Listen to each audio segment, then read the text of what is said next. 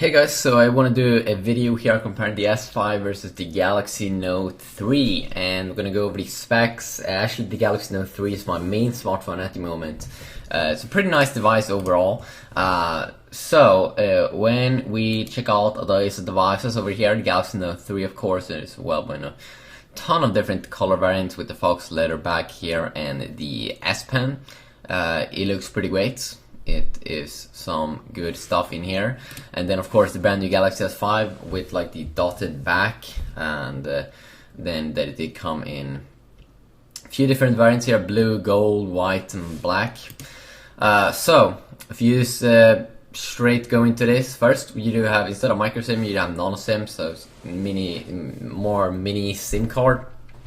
I think it's the same size actually as in the iPhone 5 and the iPhone 5s.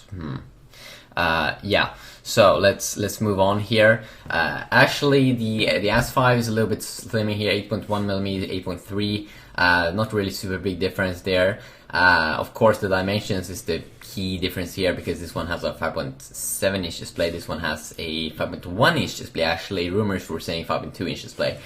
Both have the same 1080p display, it seems, but the pixel density, of course, is higher on a 5.1 inch panel compared to 5.7, so that could be good.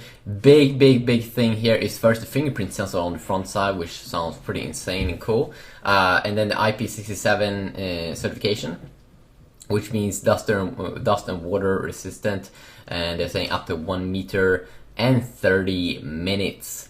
Sounds pretty interesting. 30 minutes is actually not that long time. I wonder what happens if you go further than that. Maybe TechCracks should try that out in a video.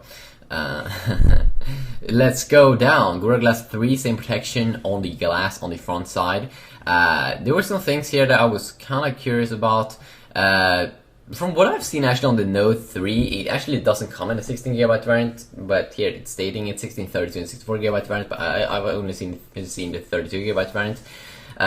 Here, the S5 is actually also listing a 16GB variant and the 32GB variant. I really hope that majority of those phones will be the 32GB variant, because 16GB is pretty lame. Yeah, it's super lame actually. If we go down here, you can see 30 megapixel versus a 60 megapixel shooter here. Both can record 2K resolution video at 30 frames per second. No 4K video recording as the Sony Xperia Z2 apparently had. But you can see also the resolution is a little bit higher here on the S5, 4640 times 304080 versus 4128 versus 3096. It's not really going to be a big difference if you're not going to like print up these things. Still the same kind of like 2 megapixel camera here on the front side. Here is still listing dual video call. I'm not really sure if that's anything that we're gonna see.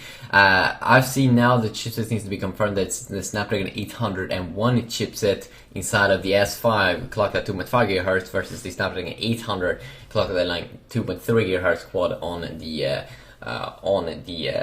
Note 3. It's a little bit higher clocked also on the GPU, and the memories is a little bit faster on the S5 from what I've seen with this new chipset, but still Crate 400. We also seen an Exynos variant of the S5, which is pretty cool. An Exynos variant clocked at I think 2.1 GHz, which is also pretty interesting. It's probably not going to be the main variant.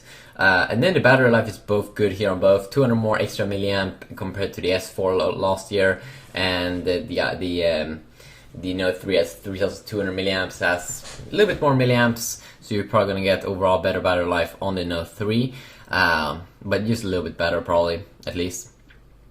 So yeah, just quickly look here on these two phones. Which one's your favorite? Of course, there is a price difference, and of course, I need to pick up the S5 to see my own opinions about it and compare it against other Galaxy devices, because I do have a lot of Galaxy devices out there, so it's going to be a fun little adventure.